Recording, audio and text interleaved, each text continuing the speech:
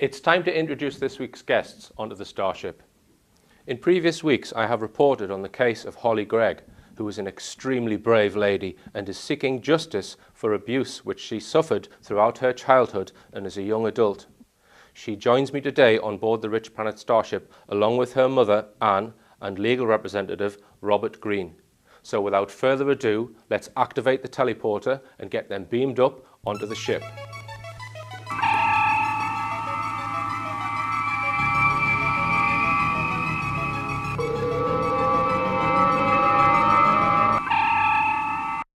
Wow. Welcome on board the Starship, Hollie. Are you okay? Yeah. Good. And welcome, Fine, Anne. thank you. Thank you very much. A very pleasant journey too. Welcome, Robert. Okay, now we're here to talk about a very serious issue.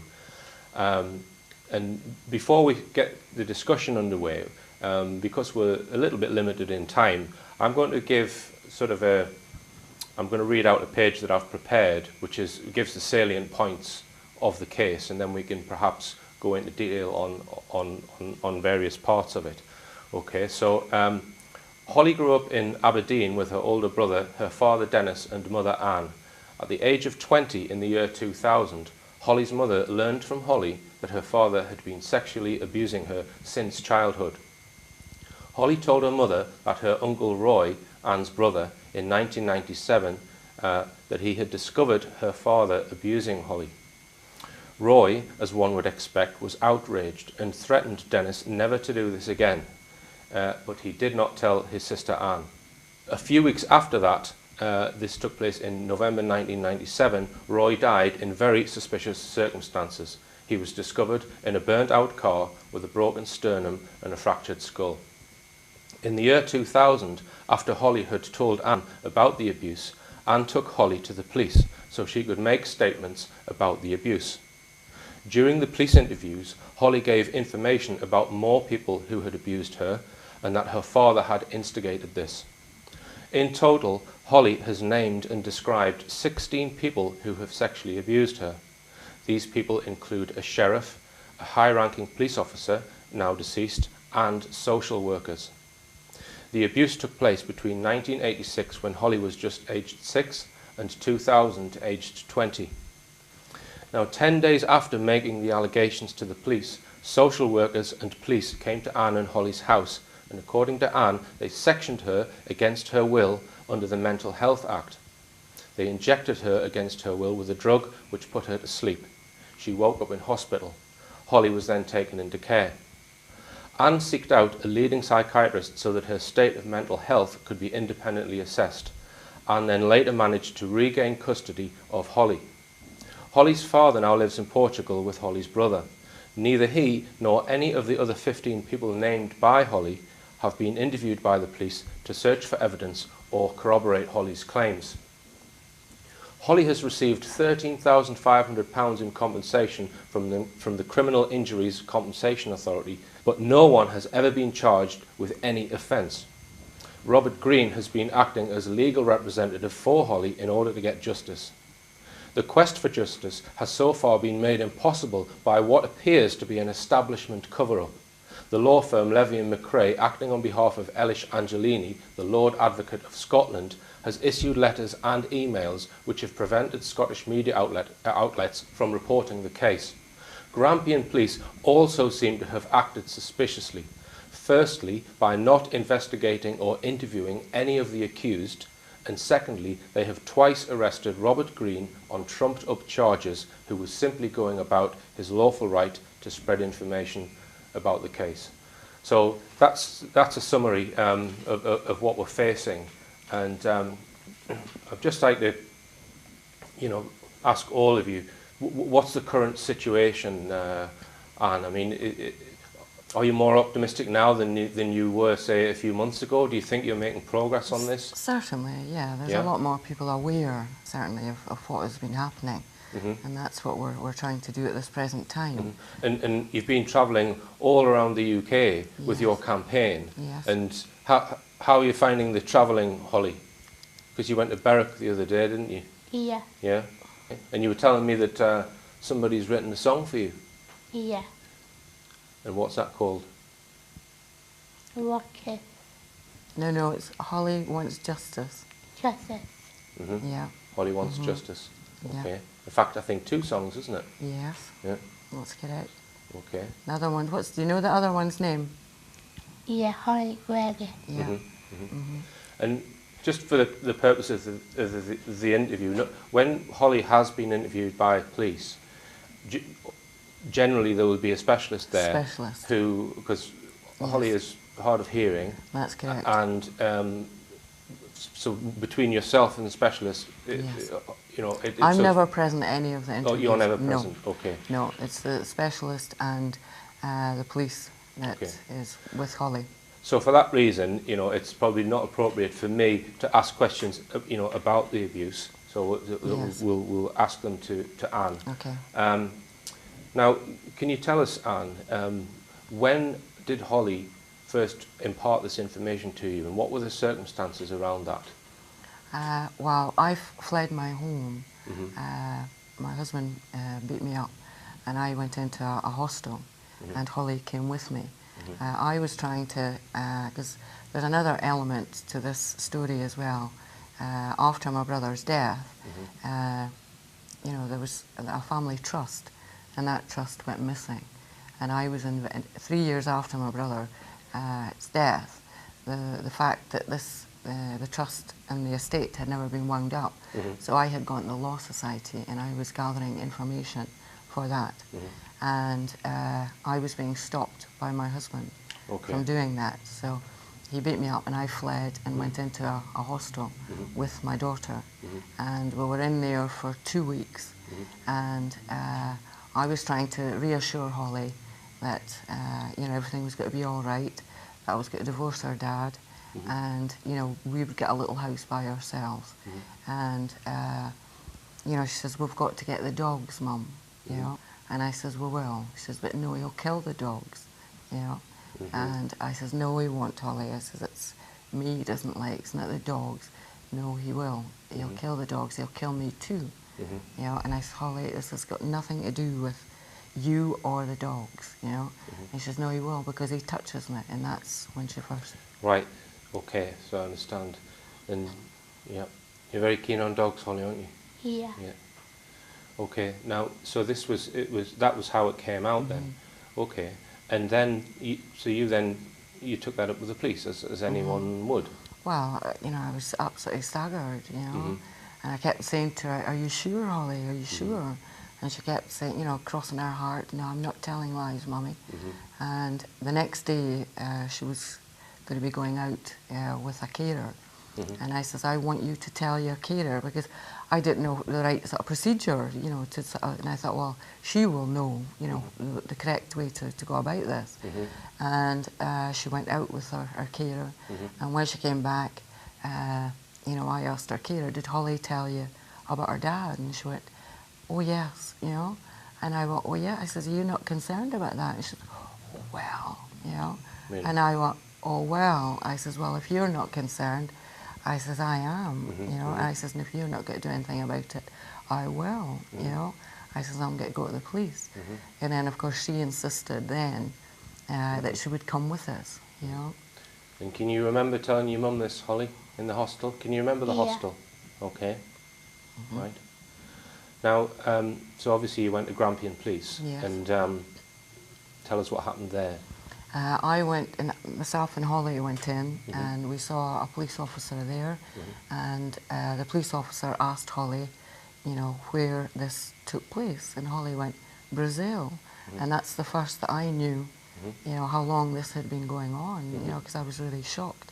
You know, I said, "Brazil," you know. I said, "Goodness me," I said, "she was only 6 then," you know. And again, you know, I said, "Are you sure, Hollie?" And she went, "Yes, yes," you know.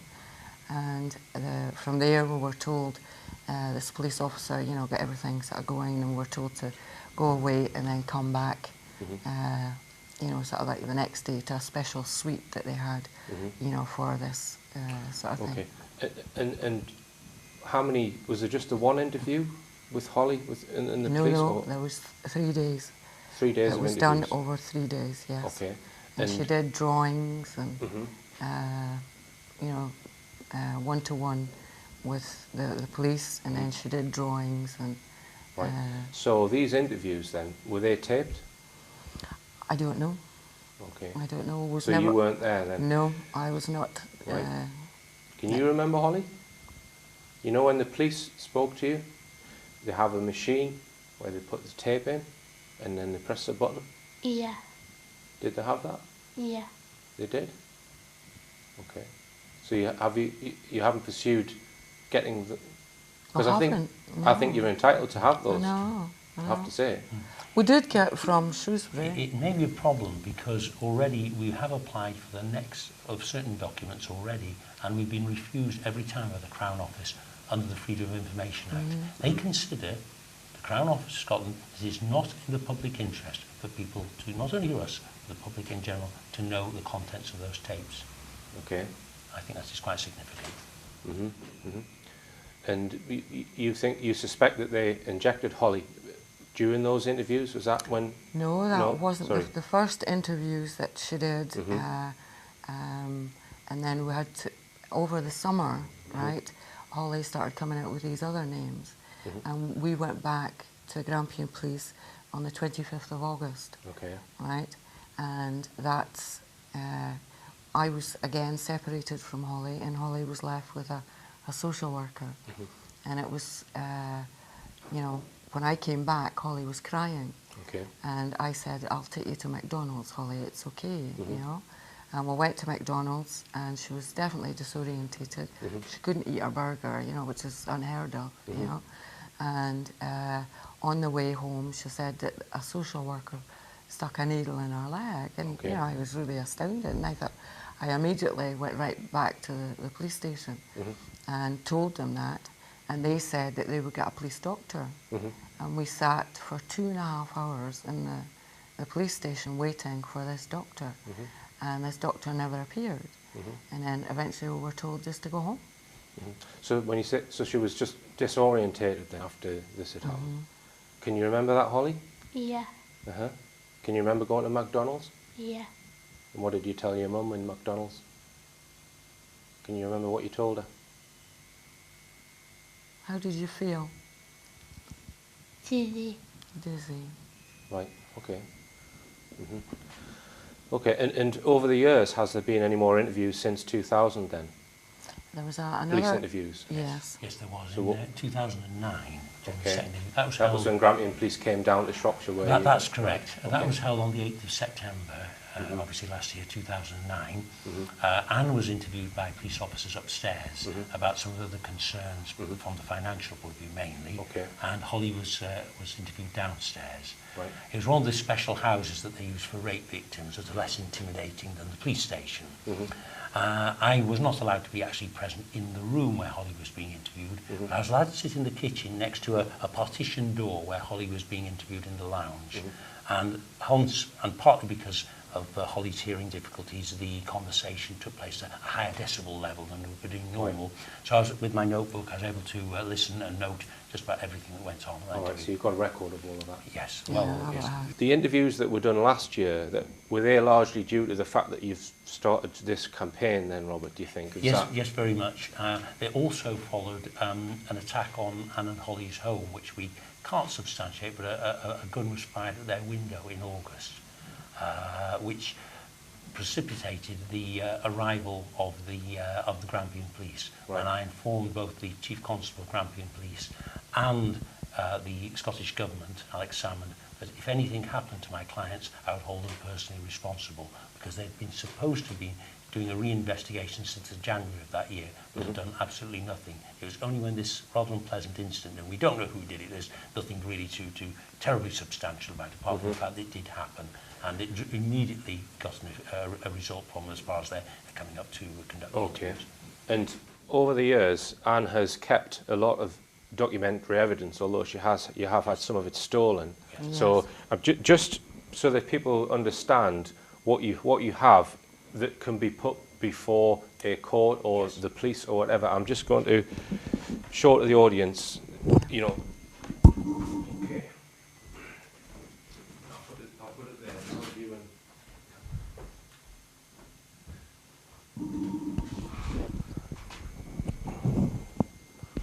Okay. So this box contains, you know, a vast amount of files. That, you know, it's phenomenal that's the amount of documentary evidence, etc., that you've got. And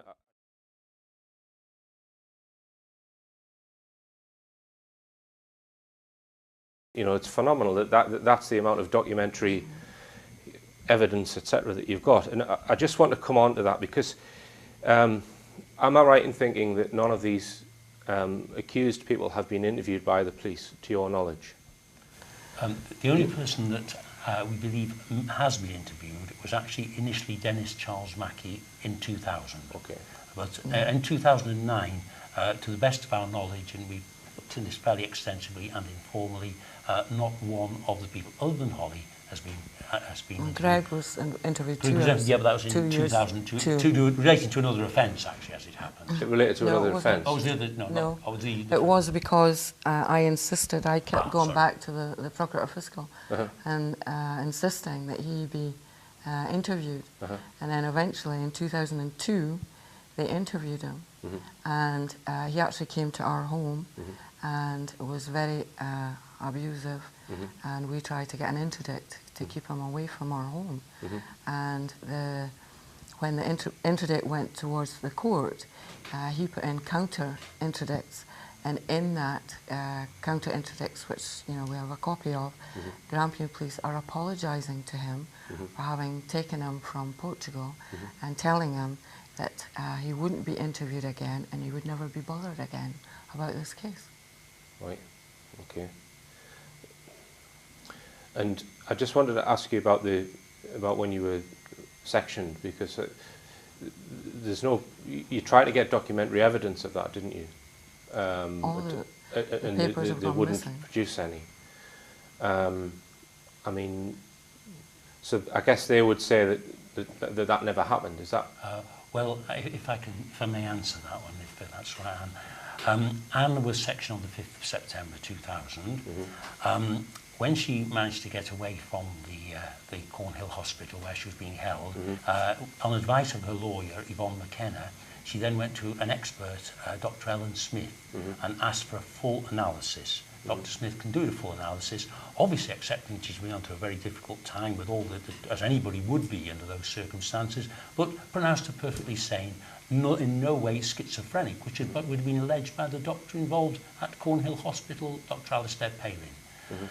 On the 13th of October, as it was suspected that Anne had been unlawfully sectioned, it was beginning to suspiciously clear, Anne's lawyer then wrote to the Mental Welfare Commission of Scotland, who have hold the documentation, or copies of the documentation of such and all warrants. sectioning has to be reported to them. It's part of the law. On the 13th of October, Yvonne McKenna wrote to the Scottish Mental Welfare Commission.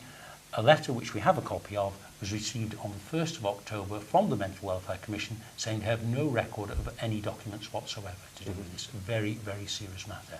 That was less than 2 months after the sectioning. A letter comes back to say no document existed. Okay. And you mentioned in a previous interview that they took you out of the house and took your clothes off to inject you. Would they not have just injected you through your clothes? I mean, were you putting up a fight against that then? Were you physically trying to fight them off? Well, what happened was that I went down to the bin room. It was lunchtime, and I went down to the bin room just before lunch. And as I was walking back from I walked out of the building and all these people were there. And I walked right past them, went to the bin room, and on the way back, this new doctor that I'd changed to, because I was in a different area, sort of spotted me, and she came walking towards me. And she says, "Mrs. Mackey," she says, "will you come inside, please?" And I says, "What's going on here?" And she says, "Will you please come inside?" And I says, "Well, will you please tell me what's going on?" And that's when she says, "Well, we're here to section you." And I says, "Well, there is no way that's going to happen, And I started, putting up objections, obviously. And 4 men came over and bodily lifted me and took me and threw me onto the concrete floor of the apartment building and took my trousers and pants down and injected my backside. Okay. In full view of my neighbours, because by this time I'm screaming blue murder. And, they're saying, "Leave her alone, she hasn't done anything." Yeah. Did Hollie have sight of any of this? She did when I was in the car park, yes. Yes. Can you remember this, Hollie? Yeah. You saw that happen? Yeah. Okay. Now, a lot of my friends are in the police, and I spoke to one today, and he's been a constable for 26 years. And I gave him the broad outline of this, and he said to me that if a victim brings to the attention of a police officer a crime and names a suspect, then he's obliged to follow that up. And he didn't see how they could avoid interviewing these suspects. He said that unless perhaps there was some kind of order from a high level, he said that you would always generally go and interview the suspect. He said that perhaps if you've got someone who you know has a habit of wasting police time and is known to the police to be unreliable, he said that what you would do is you would do enough to satisfy yourself that this person is wasting police time. Yeah. You know what I mean? Yeah. Yeah. So, and he said that if at the end of the day it boiled down to one person's word against another, then you probably wouldn't get a prosecution. Okay, but he said this is interesting what he said. He said that the only way that you can find out whether it's going to boil down to one word against another is by doing investigation, interviewing, and looking for other evidence. And only at that point, after you've done an investigation, do you know whether it is one word against the other. Yeah. He also went on to say that there are lots of things you can ask an accused. For example, or ask Hollie where it took place. You could then ask, well, would that have been a convenient place for both the victim and the perpetrator? Do you see what I'm saying? So you then look around. Is it likely to have happened where they said, or where Hollie said, and when it was done?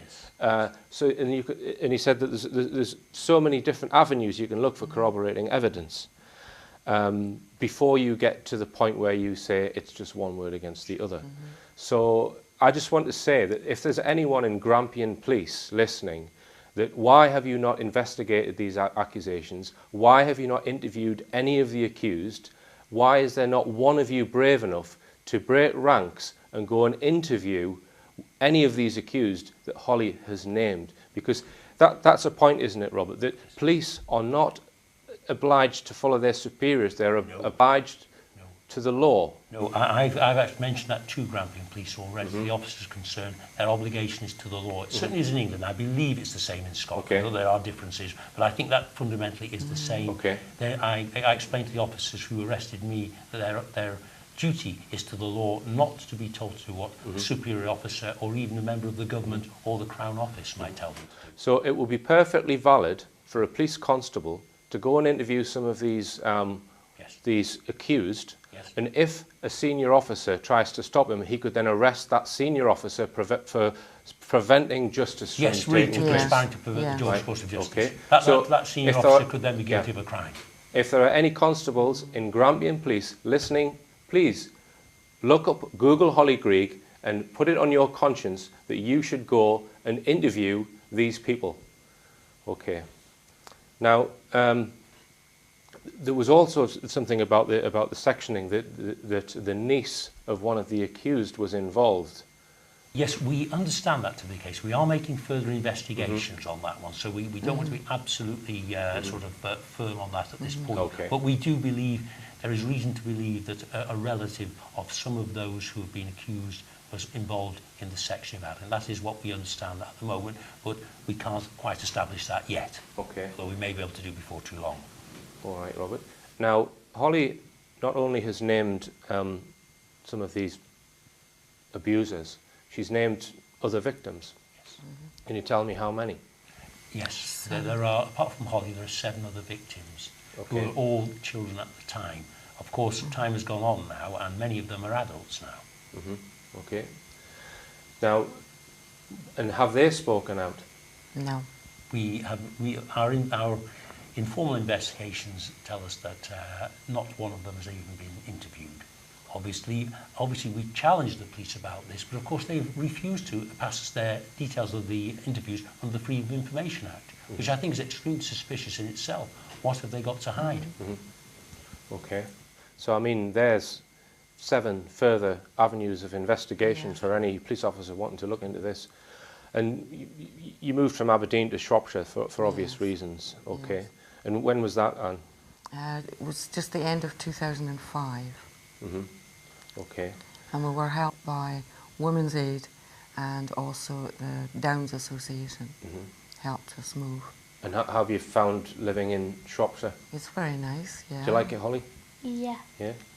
Okay. Yeah. Because you lost your dog not long ago, didn't you? Yeah. Max? Are you going to get another one? No. No? Why not? I don't like to. She You don't want doesn't- another dog? No. No. Why not? Do you get sick of walking it? No. She just misses Max, do you? Do you? Yeah. Yeah. Okay. Right. Well, and with regards to Portugal, you mentioned that your husband fled to Portugal. Would that be a fair word to use? Yeah, well, we already had a house over there. Oh, you did. Right. Yes, Okay. we bought a house in 1999 over there. So we were in the process of doing it up, and then we had intentions of going to live there. You know, Okay. we would all get to live there. You know. Okay. And how did you come to be involved, Robert, with Hollie and Anne? Yes, I was approached I think towards the end of 2008 by an organisation called Scotland Against Crooked Lawyers, who are also a political party as well, for whom I'm standing, which we'll talk about a little bit later in the Aberdeen South by-election. But the chairman and founder of the organisation, a very brave and loyal Scot called Stuart Usher, who's done enormous work for many, many people over the years, asked me if there's anything at all that I could possibly do to help these two ladies who are now living in England, having fled their home in Scotland. He'd been trying many years to try and bring it into the public domain, to get officials to act on this, and had met with a brick wall at every stage. And of course it was difficult for people, and I understand why now, for anyone in Scotland to take up the story, because they would have been crushed by the authorities straight away without any question at all. It had to be someone outside Scotland who was not subject to Scottish law. And that's why some people ask, why is an Englishman involved in this Scottish case? And that is the reason why it couldn't really have been anybody in Scotland, because they would have been put down and taken out in whatever way you want to put it, but they would have been certainly threatened. And as I've been when I've been up in Scotland, if they had done what I had done. I was only able to get the story going because I lived in England and was subject to English law. Okay.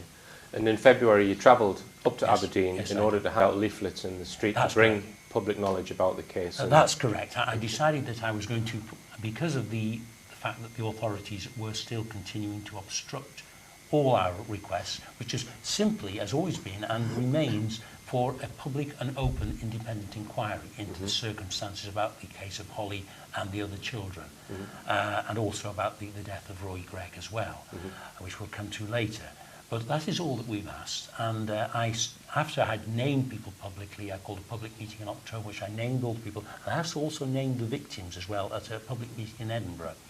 But it was only until I'd gone to Aberdeen, after just deciding that I would want to stand in the forthcoming general election, that I was arrested. Before I had the chance to meet members of the media and the public in Aberdeen, a city I'd never been to before, so I obviously wanted to introduce myself. If I was going to be elected, then I really needed to talk to the people there, but I've never had the chance to do that. That remains the case at the moment. And so you're walking down the street with Yes. a pile of leaflets in your hand. Well, in my case, I couldn't even see the leaflets. Couldn't even see the were leaflets. my case. Okay, and tell me what happened. Yes, I was just on a little side street close to Union Street.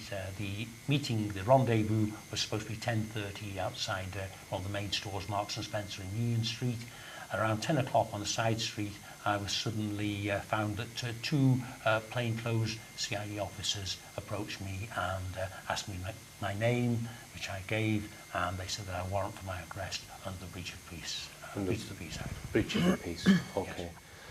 And you were arrested again just fairly recently, weren't you? Yes, I was. So they kept you in for 3 days, was that That's right? correct, yes. So you were in a cell, yeah? Yes, I was, in solitary in the cell, yes. Okay. And you know, how were you treated in custody then? I was treated reasonably well, and I think this is something I would like to put across, because on both occasions, both when I was taken into custody in February And when I was taken into custody again on the 14th of April, many people have said, oh, were you given a hard time by the police? Did they beat you up? Did they threaten you, make life unpleasant to you? I have to say, I don't really want, would hope that the people who are trying to support us would not mention that at all, because at all times I've been treated correctly by the police. And in fact, the 2 officers who arrested me in Warrington on the 14th of April were a credit to the police force. They treated me with kindness and courtesy and consideration at all times. So I don't want any attacks on individual police officers in any way, because they have done their job properly as far as I'm concerned. Yeah, yeah.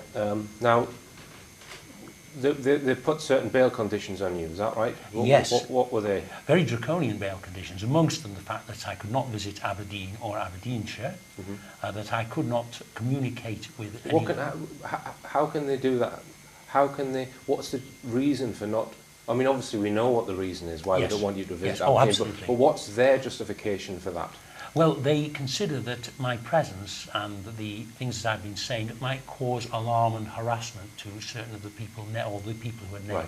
Your That's presence might cause alarm and harassment. That's right. They weren't terribly concerned about the harm done to the vulnerable children. That seemed to be not a priority. And you were arrested a second. Oh, sorry, you haven't finished the bail conditions, because there was another. Sorry, go on. Yes. Well, when I was arrested on the 14th of April and taken up to Aberdeen. Sorry, just to go back, Robert. There were other bail conditions in February, wasn't there, that you had to report? Yes. Oh, they're quite. I have to report 3 times to my local police station in Cheshire and Warrington. Right. So what's the point of that? Well, I guess it's because I live a long way from Aberdeenshire, to try and make sure as far as possible that it's even difficult for me to probably go up to Scotland for any sort of meaningful length of time, I assume. It's just to make sure that I'm not going anywhere near there. So yeah, I would suggest it might be so that you don't go abroad and give your story to American well, not American, but other foreign media. That has crossed my mind also, yes. Right, so carry on. You were then arrested a second time, and what happened then? Yes, I was. I was charged the second time with not adhering to my breach of the peace, the bail conditions. Right. I said I disagreed with that, and they told me that it was because I had been speaking to the media, and it was because I had been making speeches in various parts of the country. I replied that I had studiously avoided Scotland. I hadn't given any stories to the Scottish media, nor had I entered Scotland at all since my bail conditions were. But, I mean, what if 1,000 people start doing exactly what you're doing? Because that's what I suggest should happen. You know, what are they going to do? Arrest 1,000 people? Well, you know? well, it's very difficult to know what they're going to do. I mean, actually. It's preposterous, I have to say.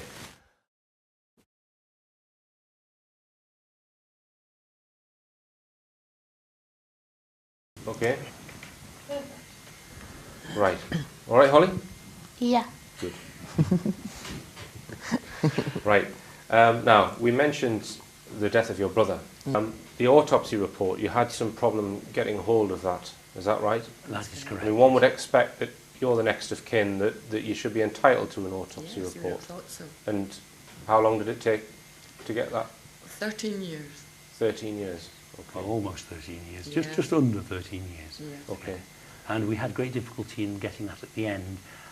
The Crown Office still continues to refuse to send us the autopsy, despite numerous requests over these, not just by me, but by the financial advisor as well, who's been very helpful in the case.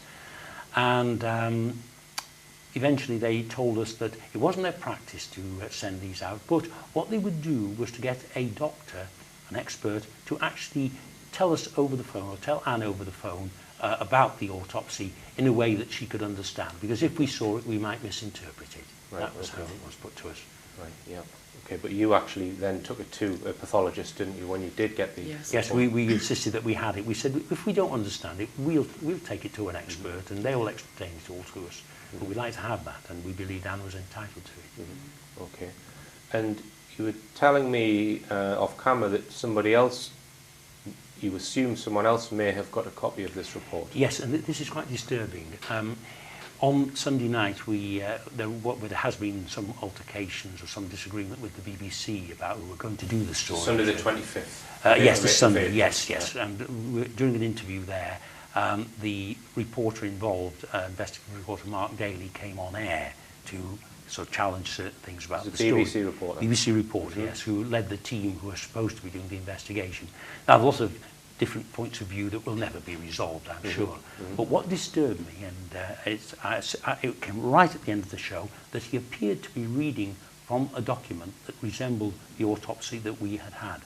Now, as this was confidential, and we had obviously the greatest difficulty in even the next of kin getting it, we are surprised that the BBC were able to get a hold of this document, if that is the case. We can't know for sure. It's up to the BBC to answer that. But their reporter was apparently reading from this document. And I have to say the autopsy played no part in the BBC's investigation, because we hadn't any documents at the time, and we didn't pursue that line when they were doing the work on it. That's intriguing, and which brings us on to the whole question of the media. And really, it's a disgrace that you've got to come on my show, you know, the Rich Planet Starship, because other media outlets like the BBC and all of the mainstream media will not entertain you on their shows, that you have to come on a show like this one. And it is a disgrace, I have to say. Now, they are controlled or do not cover the case because of this, well, I think the term people use is a D notice. Yes. Defence advisory. Now, do you know much about that, Robert, that system? Unfortunately, I don't. It's not something I really feel competent to discuss, although I understand that such things have been issued against certain media outlets once the story looked as if it was really going to start to get into the mainstream. Unfortunately, I understand that the people who receive the notices are not allowed to tell anyone that they've actually got them. So that is my understanding of it. So nobody can tell them whether you've got them or not. Well, I had a chap on the other week and we were talking about that, and he told me that any notice is purely advisory, that these media organisations, by following that notice, are, you know, they don't have to by law follow it.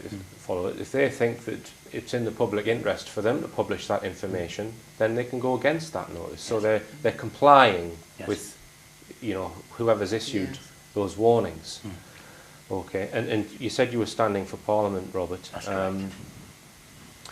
I mean, just to touch on the legal system and the police. Yes. I mean, it looks to anyone with half a brain that there's an establishment cover-up in this case, and possibly lots of other cases. You know, how could it be resolved if the people who are the authority are the ones that are corrupt? I mean, who polices the police? Who judges the judges? What can we do?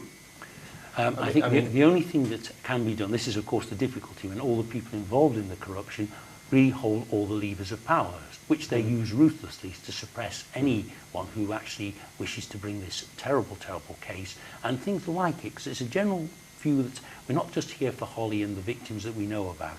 We're very concerned about the whole situation, and we think that there's must be great risk to children all over Scotland over this, for the same reasons that we're coming up against. The only thing that we've always asked for is for a full, open and independent inquiry. And I would defy anybody who has looked at the story in any detail whatsoever and seen all the circumstances to turn around and say that they could not see any reason for that to take place. There are so many things that are wrong, misstatements, quite clearly documents going missing, people being failed to be interviewed, just so many, a whole catalogue that I don't think any reasonable person could turn around and say this is not a case for a full and open public inquiry, preferably to be held outside Scotland.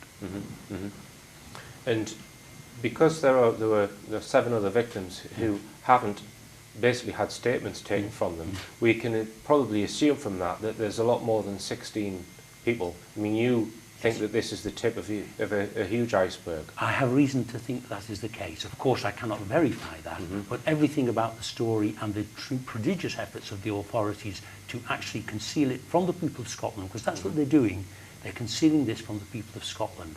And when I said to you, anybody who knows the facts or hears about this would really want it investigated, that is the last thing the Scottish authorities want, and that is why they have done everything to suppress information, and that is why they have been trying to prevent me from standing as Member of Parliament, because they cannot face the fact that if this was put before the people of Scotland, people of Aberdeen South and the constituency, the full facts, it would be a disaster for the Scottish Government and many other people in positions of authority in Scotland.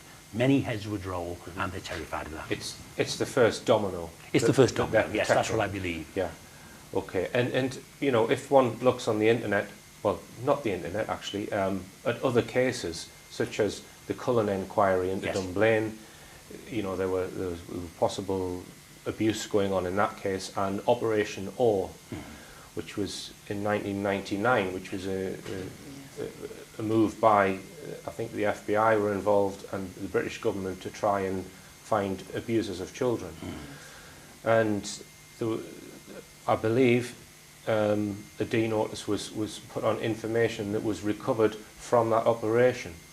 So it's strange how they use these D notice Yes. for cases involving children. How could something of that nature possibly be a matter of national security? Yes, and of course the thing that's, I think, an open question that I think everybody is entitled to ask, what kind of people actually are trying to protect the people who are very likely to have committed these crimes? I say very likely because we don't want anybody convicted unfairly. It has to go through due process. But who is trying to protect these people? A very basic question, and why? Now, a lot of people can't contemplate why somebody would abuse a child, and some people would say even more so someone more vulnerable. Yes. So, I mean, not that I'm trying to make an excuse, but is there any explanation? What's going on? Why?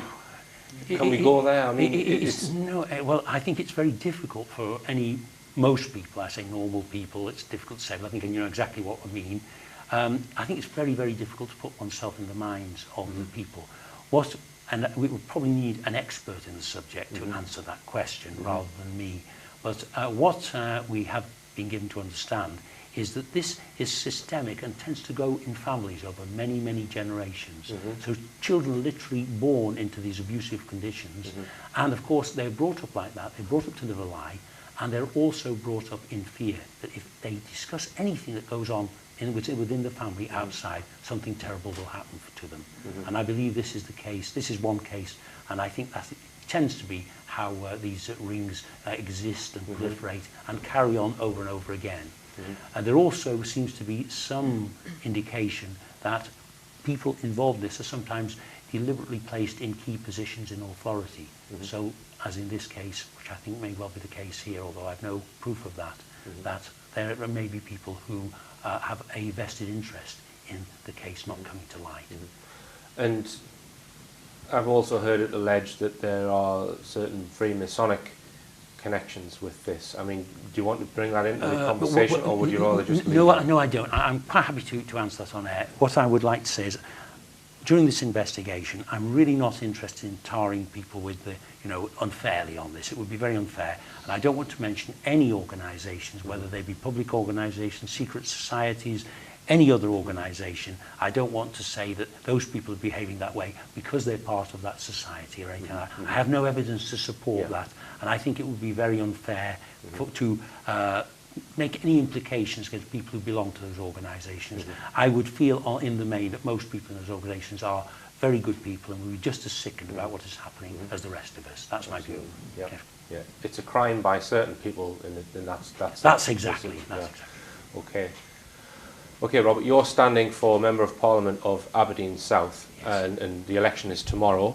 Yes. And so is there anything that you'd like to say to the people of Aberdeen with regards to your campaign? Yes, what I would like to say is that to think when we talk about the issues in this election, the most precious gift that we have, that is our children. And I am the one person, I believe, who has stood out all the time to protect those children. Without looking after our children, what kind of society have we? We can talk about taxation, we can talk about foreign policy, we can talk about the economy all we want. But what is that if we don't look after the most vulnerable members of society? And that is what I'm here to do, not just for Hollie, but all the other children. I'm here to actually do my very best to bring this into the public domain. I don't want to attack other parties because I really want to talk about what I would do to help the people in Aberdeen, and I would help them with other means as well, not just over the children if I had the honour of being elected. But all the other main parties, the Scottish National Party, the Conservative Party, the Liberal Democrats and the Labour Party have had full information about Hollie's case for many, many months now, and not one of them has had the courage to stand up about this. The only party, a major party in Scotland who have been very good in supporting this are the UKIP party. They have helped. But I do want to say that this is it's not a question of politics. We have support from all spectra, from the right and the left and the centre. It's nothing about other policies. People from various political views are all united in their abhorrence of these terrible attacks and atrocities against children. And I will do the very best, but I'm sure that all kinds of obstacles will be put in my path. But I promise the people of Aberdeen South that I will do everything in my power to resolve this and protect the children in the future and bring to justice to those who have suffered in the past. Okay then, Robert, thank you very much indeed. And do you have any feel for how many people in Aberdeen are aware of Hollie's case? I mean, Well, there was a survey done in Aberdeen, and 100 people were surveyed, right? It was stopped and asked if they knew about the case, and only one person knew. Okay, so it's low. Well, if there is anyone watching who lives in Aberdeen or knows anybody who lives in Aberdeen, please you'd be able to send them this interview, Google Hollie Greig, and find out about the case and get the word out in Aberdeen, because it needs to go out in Aberdeen, doesn't it, if you're going to stand any chance. We need to get this information to those people. Okay, is there anything that any of you would like to add? If I may just ask one thing, Anne, if that's all right. Yes. What I would do, and I'm sure Anne and Hollie would agree, I think I'm speaking on behalf of us, to thank all those wonderful people, brave people, loyal Scots in Aberdeen, decent people who have fought to get me as an MP when I can't, and when I have the situation where I cannot even enter the city and address the issue. Also, well, Aberdeen specifically. Yes. All those wonderful people have worked so hard to get me, and I continue to work hard. They're very brave and they're very loyal. They're real Scots patriots. Scotland is full of very, very good people. Yeah. Only a small minority behave in this way. So I'd like to thank, on behalf of all of us, to thank all those wonderful people. Okay then. Well, thanks for coming in, Robert. Thank you, Anne. Thank you. Thank you, Hollie. Okay. Have a safe trip back. Thank you. Okay, and it just remains for me to say, keep your eyes on the skies, your feet on the ground, and tell everyone you know to Google Hollie Greig and join the campaign to get justice for Hollie.